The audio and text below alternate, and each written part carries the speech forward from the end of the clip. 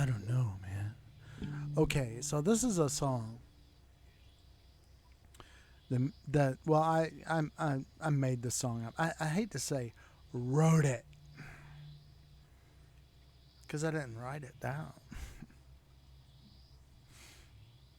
I made up this song. And what I'm going to do, and I guess it's going to be something like, well, if I'm here,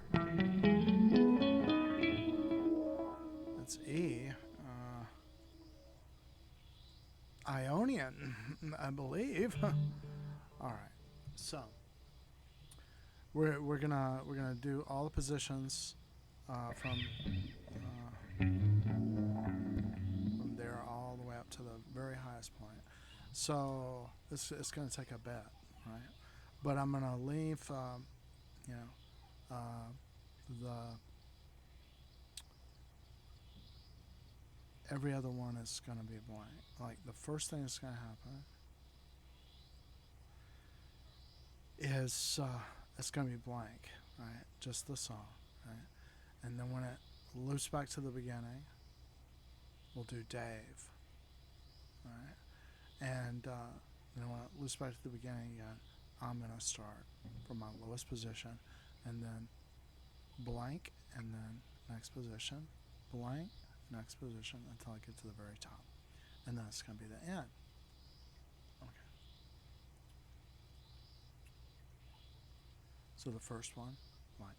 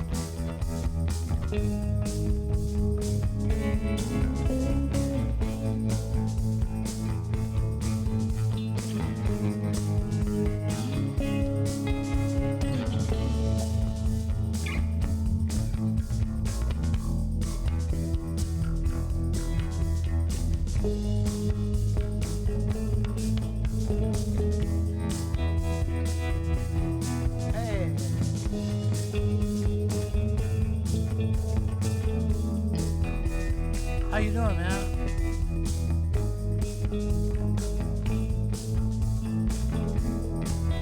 Good to see you.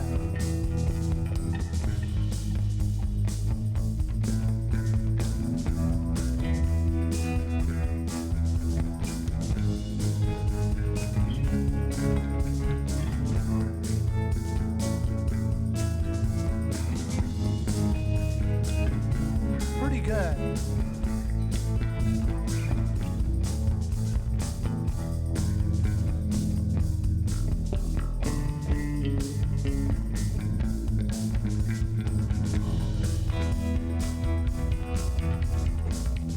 What's going on? Are you a musician?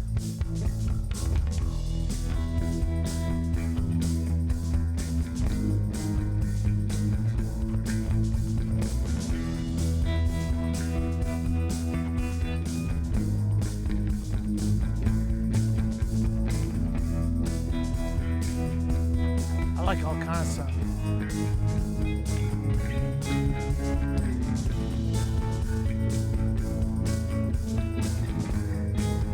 I like the Beastie Boys and the Sex Pistols.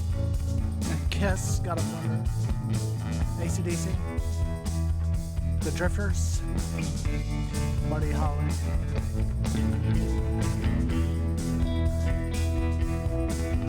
Don Giovanni, Mozart.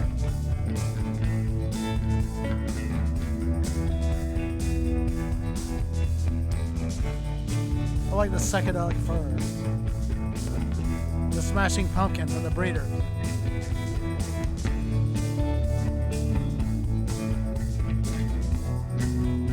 Who was that band that Kim Deal played with? The Pixies. I like them.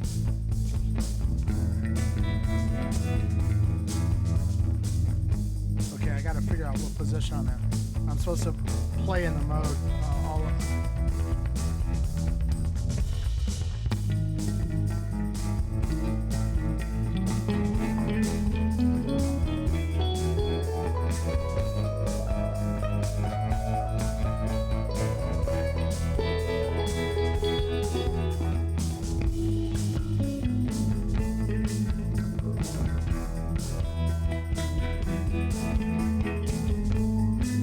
I like the Clash. I like Roy Orbison.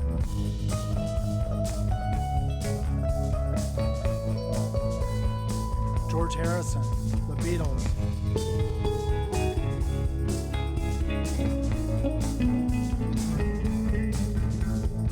Yeah.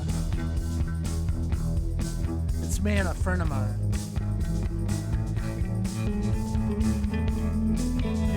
It's a sad story.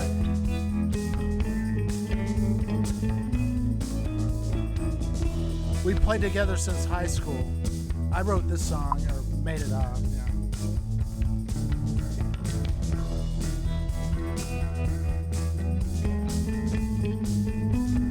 died 8 years ago. I was so sad. I just put all our recordings and stuff. We had been working together on these recordings for, like 4 or 5 years. And he was so picky. Yeah, he was so picky. And when he passed away, it's just like, I just put it on a shelf.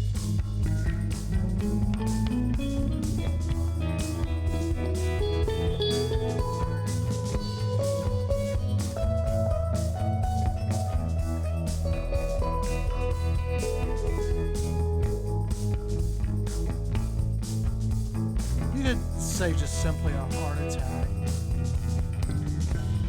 Bar food, whiskey, Canadian mist, just chicken fingers, nuggets, ranch dressing, yeah, his arteries he had hypertension, and they were telling, man, we went under. I was using a credit card to pay the ambulance bill towards the end. And they'd be like, yeah, he almost died. That'll be $1,000. They rush over, grab you, throw you in the ambulance, drive you to the emergency room. They're like, yeah, you almost died. Yeah, and you could die any minute. You got this terrible hypertension. That'll be $1,000, please. Just go back home, Call 911 if you need us. That happened about 4 times. The last time he died. I guess the 5th time he died.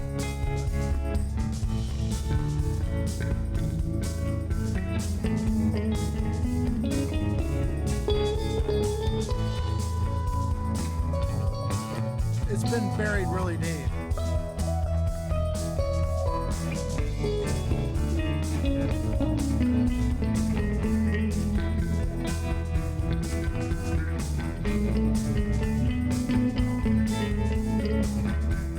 It's okay. It's good to talk about stuff and get it out.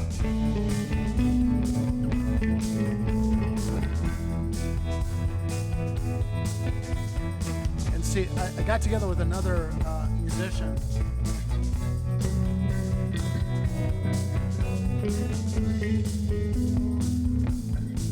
And we all knew each other. He was 17. This guy that's still alive, he was 17. And I was 20 when we had our first band. And what position was I in? So that would be what?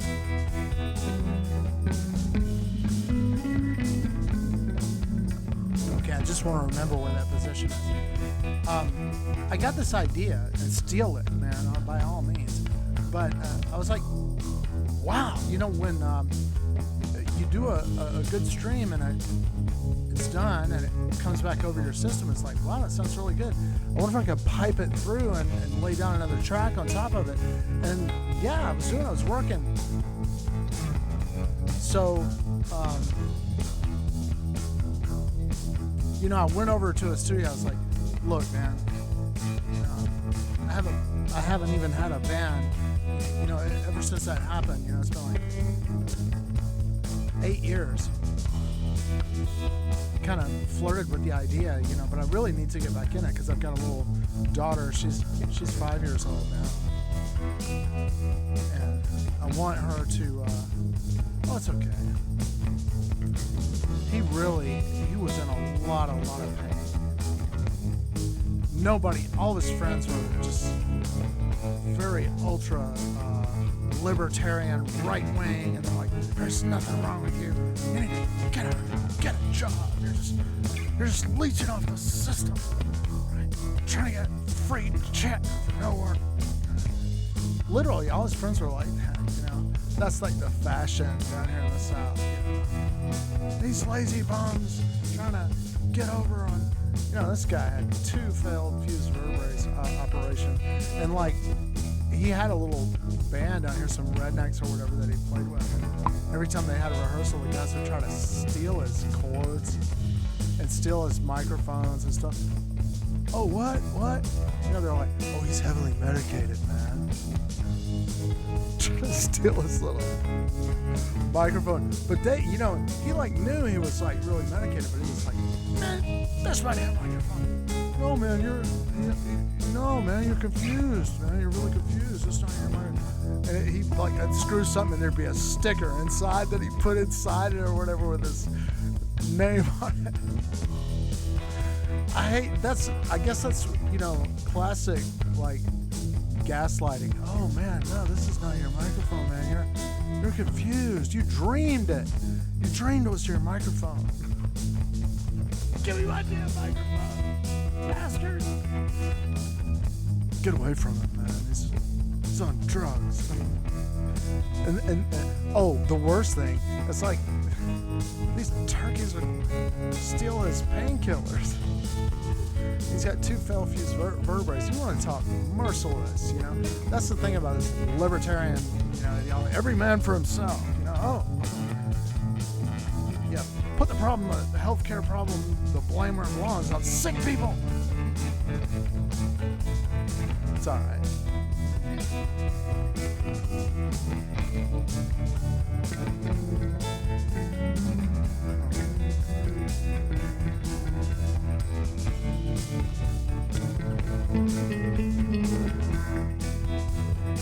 Here it comes.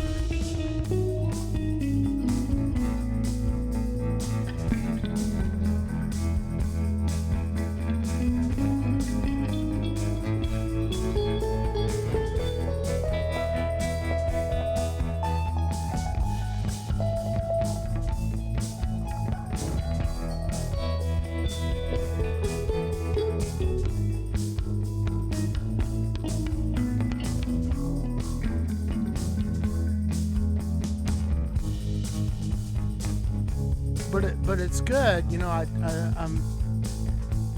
got the stuff up, going through it, you know, the stuff that we worked on and stuff. And this is part of it. This is one of the things that we worked on.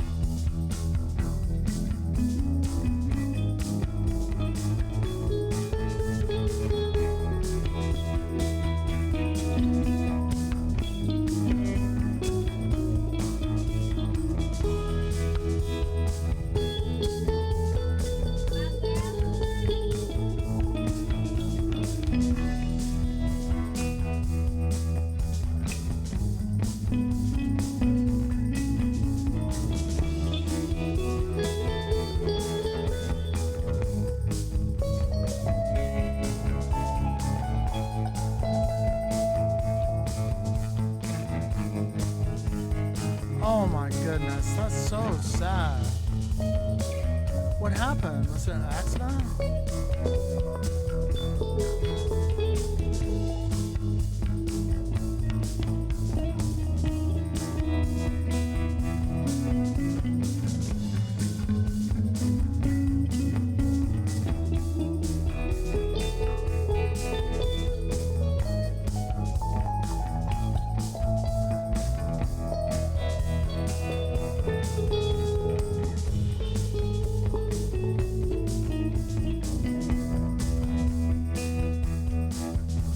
Were people teasing him a lot?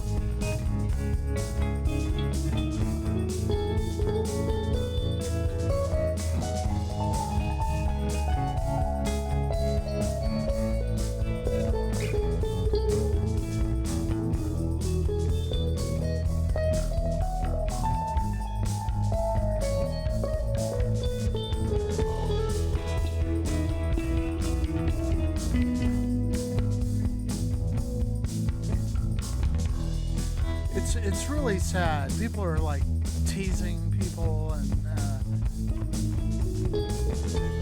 it stresses them out, you know, and they're like that for a long time, and it's all bottled up inside and stuff, and they can never talk about it. People are so atomized, they're not having deep conversations.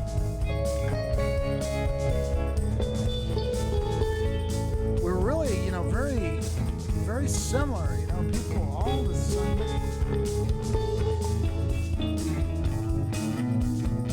We need to come together.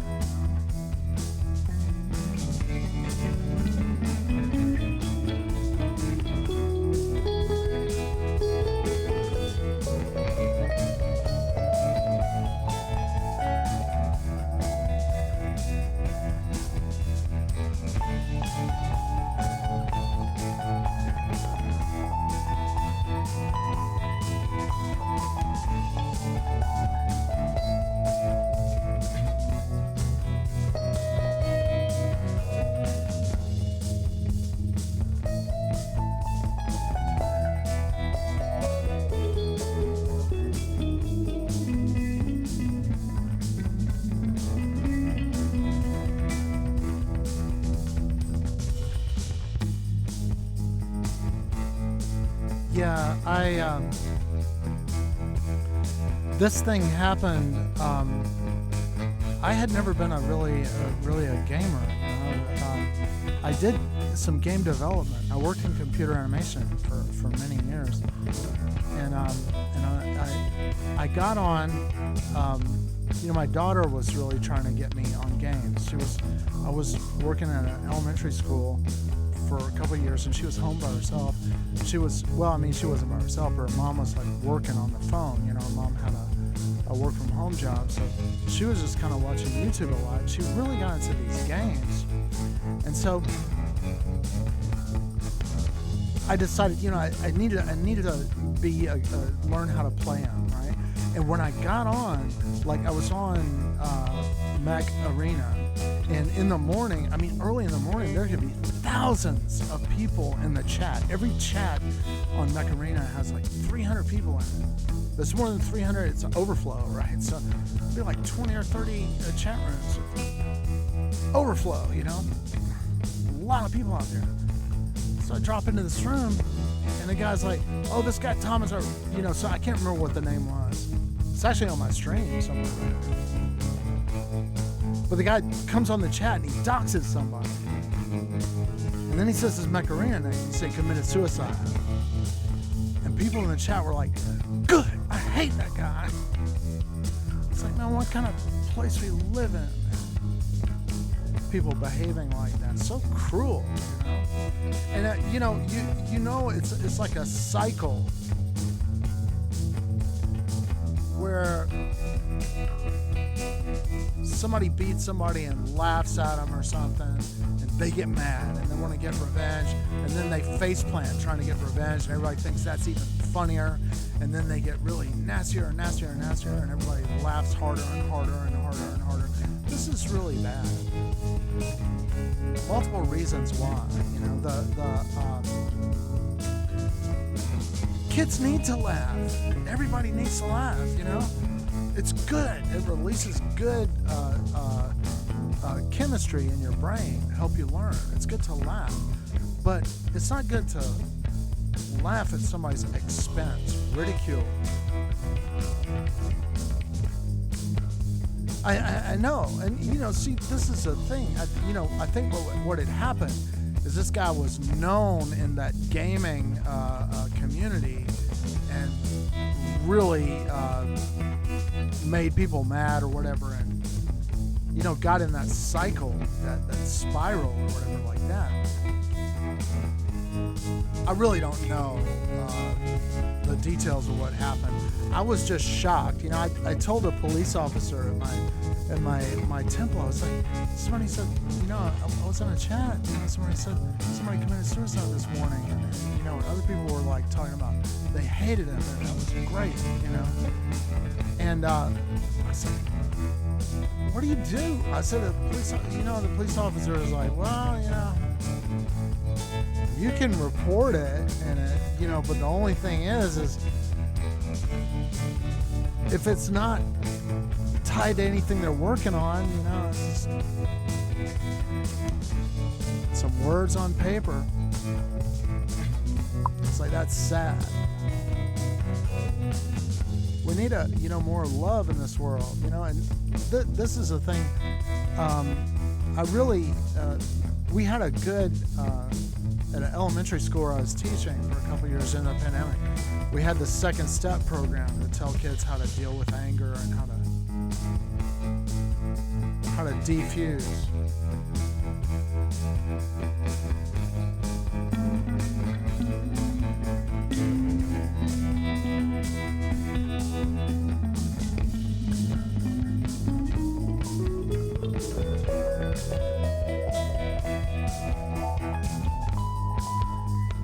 Yeah, it was Second Step. It's like a good program to it's like a violence prevention program, and it used all the things we understand about brain science.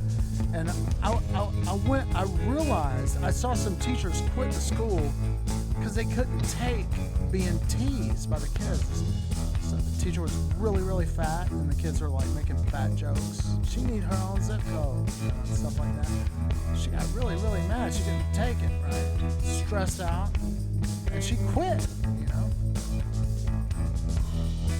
And to me, I'm like, God, teachers, you see the kids, they need to laugh. They need something funny, right? Everybody needs that. And so we're not seeing the kids like ridiculing another kid or something. It's like, look at my brown teeth, because if you see my teeth up close, man, I drink a lot of coffee, man. So I go, look at my brown teeth, right? And they just bust out laughing, right? Oh, look at his thing. He got those dang Walmart shoes. It's $8.99 on clearance, and stuff. Teasing me like that. I'm like, great, go ahead, and tease me. Because, that's great, Can I do something funny? Can I make you laugh? That's great. Laugh at me all you want, Man, look at that belly on him. He looked like he's about 8 months, about to give birth. Yeah, go ahead. But don't, and this is the thing I don't, God, these teachers down here in Georgia, they got their license or whatever to teach and stuff like that, and they can't take kids laughing at them. They can't take it. Talk about immaturity, right? It's good brain chemistry if the kids are busting out laughing. If you can. Man, this was the thing. I had this one lead was over me, and she was like, get these kids whipped, right? Call their parents, get them whipped and stuff like that. I got whipped so much when I was a kid. It was expected when I was especially because my mom was, by herself and stuff. So it was society, was looking at her. She had problems or something. So we got thrashed. We got definitely, and it was like, in those days, the principal's office, they had a paddle in there. You could get licks, and you better hope, like if the teacher hit you better hope your mom doesn't find out, because if the teacher hit you, when your mom finds out, you're really gonna get hit. Right? That's the way it was back then. By the time I was in the 3rd grade, man, I was like, I'm gonna get hit for something. I just totally tuned my mother out. Never listened to her. Never told her anything that was going on. Never had any kind of a discussion with her anymore. Right? And that's what I was concerned. The school where I was at, my lead was like, this guy can't teach these kids. We're in the ghetto, right? He can't teach these kids. They need to get whipped. He's talking about all this joking around and stuff and being friendly and stuff like that. And this teacher was like, I'm not your friend. Make no mistake, I'm not your friend. I'm your teacher, right? Hey, man, I'm everybody's friend. That's what I said. And the result was, kids were like flocking to my classroom. They're trying to sneak over there to get to my classroom. Hang out with me for a little while, learn something. Talk and joke around and stuff, and have a little good time for a while, and then do some probability theory. Write the numbers on a die. This guy rolled a die, and I guessed what the roll was going to be. And it was right, and he was shocked. Well, I guess it was going to be 7. in the probability space, 7's the biggest. Most likely to guess right. I was like, that's a miracle. How did you do that? So we wrote out the probability space, and he learned a little bit of something of math. And the science teacher comes over, and she's like, I was like, what? He said he had permission from you to be over here. He did not. Get back in the class right now. I'm calling your parents.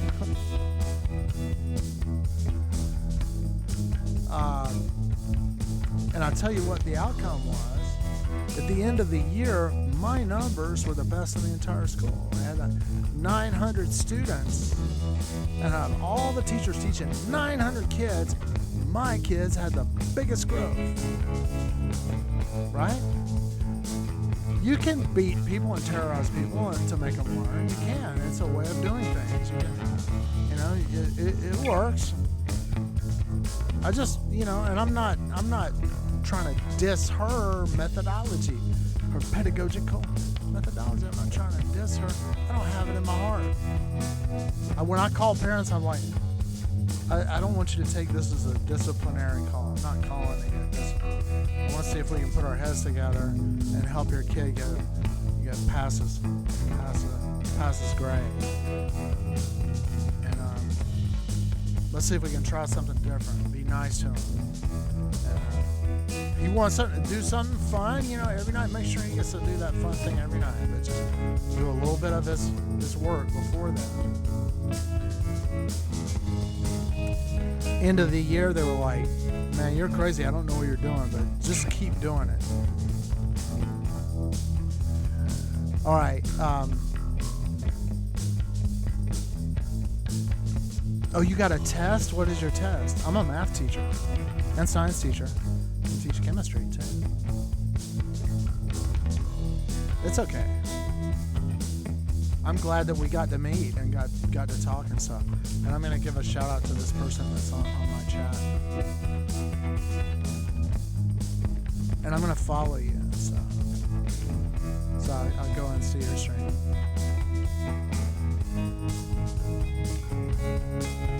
And maybe next time you can stream a stream in my stream, and I'll stream the stream of you streaming your stream in my stream, and make a stream of it. All right. So take care, man. I really thank you for stepping in and listening to this beautiful music. Me and my friend, he's playing all the bass on that. He was really, really good. Very talented. Should have had a chance to make it. Didn't make it in Georgia. Take care, man.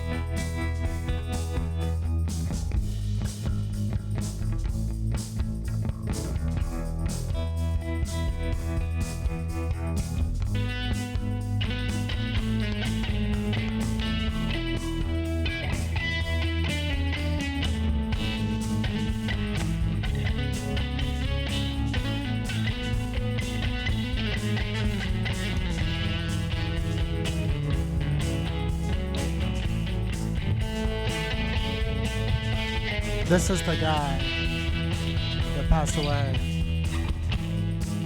He's playing the lead. Well, he's playing most everything here. He's playing the bass, and I'm playing the rhythm guitar. And that distorted guitar is him. He had some riffs, man. He really did. Lovely guy. Hard to get along with, man.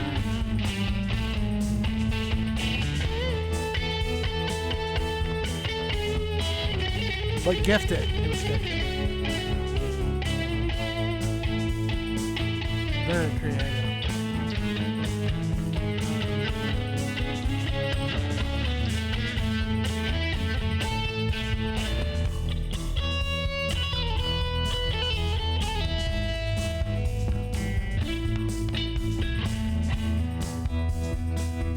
I wish I did. I need to get that set up. I'm gonna send my PayPal. If you can send me something, that's great.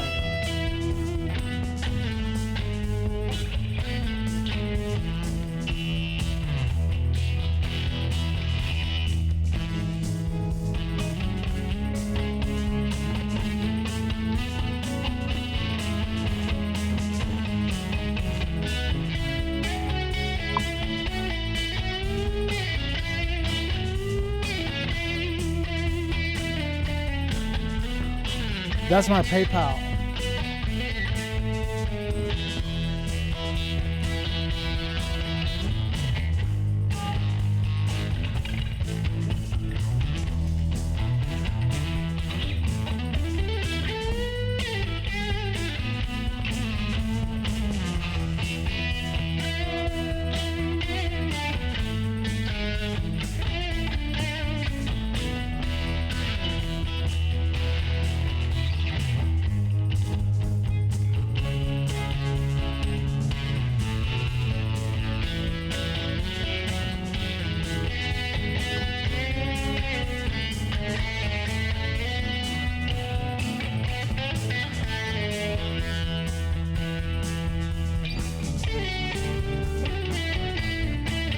Thanks, man. I really appreciate it. I'm a stay-at-home dad right now.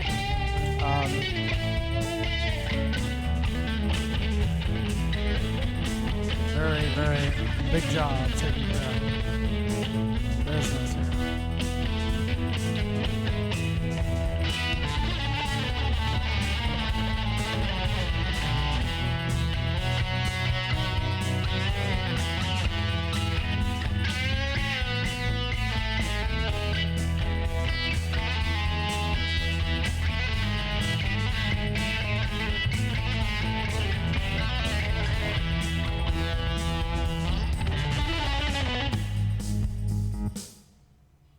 That's it. Okay. So I have to end the stream right now and check on my daughter and my wife and stuff like that. And I'm going to go down. I'm going through, if you go back in my YouTube channel, I moved my Twitch stuff over to YouTube, and it's youtube.com at The Real Mystic Mask. It's the same as the Twitch name, The Real Mystic Mask. And if you go back through there, I just started putting down, some of it's awful. I was getting warmed up again, I guess, but I started putting down the stuff that we were working on, and it was sitting there on the shelf, on a hard drive for like 8 years, because I was just like, man, a lot of stuff got in the way, and I couldn't work on it. And then it's sort of like just been like a heavy stone, inside, that, because all those files, I've got to go through everything to find everything that's left, and I wanna put it out here, and I'm gonna keep doing it until it all gets done, and all this stuff is set up with. Well, what I'm doing is I'm putting it down with space for the people that knew him, to put down tracks on top of it. So what I'm hoping is that, like I mentioned, the guy that was 17 when I was 20, we go the back that far, a long time ago. He knew him too, and we've been playing together. And I'm hoping that he's gonna put some tracks, uh, and maybe some of the other people that we know in honor of our friend, so his work will be not lost. All right, so that's the end, and thanks for tuning in, and I'll get back on as soon as I can. Take care. Thanks.